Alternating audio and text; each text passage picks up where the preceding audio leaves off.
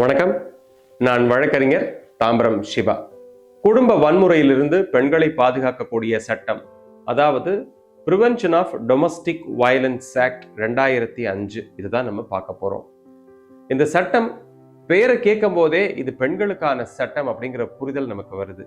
ஆனா இது ஆண்களுக்கு எதிரான சட்டமா அப்படிங்கிற கேள்வியும் அதோட கூடவே வருது.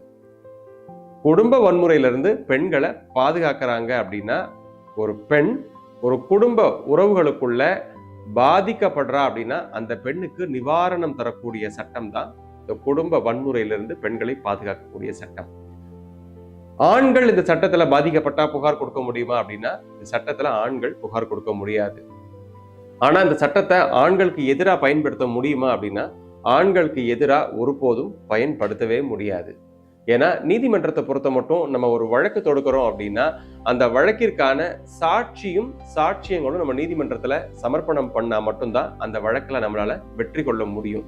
ஆனா சமீப காலங்களாகவே, கடந்த ஒரு 5-6 வருடங்களாகவே இந்த சட்டத்தை பழிவாங்கும் நோக்கத்தோடு பெண்கள் பயன்படுத்துகிறார்கள் அப்படிங்கிற ஒரு தகவலை இந்திய உச்சநீதிமன்றம் பல்வேறு வழக்குகள்ல சொல்லியிருக்கிறாங்க.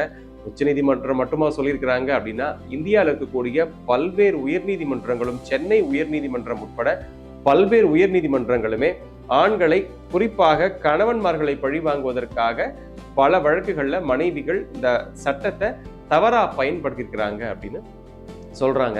இந்த சட்டத்தோட சாராம்சம் என்ன அப்படின்னா, இந்த சட்டத்துல பெண்கள் 5 விதமான பரிகாரங்களை பெற முடியும். பரிகாரம் அப்படின்னா இந்த சட்டத்தை உபயோகப்படுத்தி அவங்க என்னெல்லாம் தெரிஞ்சுக்கலாம், என்னெல்லாம் கேட்க முடியும் அப்படின்னா, ஒரு பெண் ஒரு பாதிப்பை எதிர்கொள்றா, அந்த பாதிப்பு எப்படி இருக்கலாம் அப்படின்னா, மன ரீதியான பாதிப்பா இருக்கலாம், இல்ல உடல் ரீதியான பாதிப்பா இருக்கலாம், இதை தாண்டி ஒரு பொருளாதார ரீதியான பாதிப்பா இருக்கலாம். இதை கணவன் தான் ஏற்படுத்தணுமா அப்படின்னா, இது மனைவிக்கு மட்டும்தான் பொருந்துமா அப்படின்னா கண்டிப்பா பொருந்தாது.